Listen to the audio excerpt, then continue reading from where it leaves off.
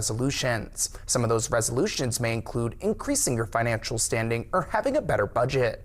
Connor McCreary with Hall Financial Advisors says that it's good to start 2026 on the right foot financially. Whether you are looking for a short-term, intermediate term, or long-term budget, you should base your new budget off of your spending habits from 2025. So allocate those funds accordingly. Rule of thumb would be, the 50-30-20 rule. So 50% to your needs, 30% to your wants, 20% to any kind of savings or debt vehicles there. McCreary added that a good platform to build a budget is on Microsoft Excel. You want to make sure the money that you have budgeted actually goes into where it's allocated.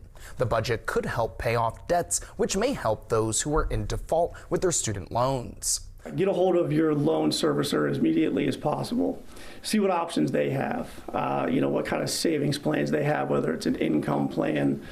Get with them to make sure that you don't fall into this debt repayment where they're going to start, garnishing your wages from there.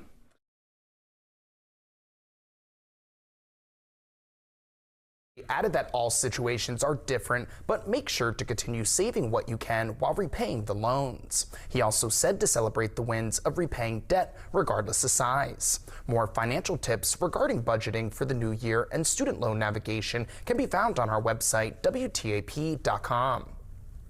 West Virginia Central Credit Union surprised its members with an unexpected cash deposit to start their new year.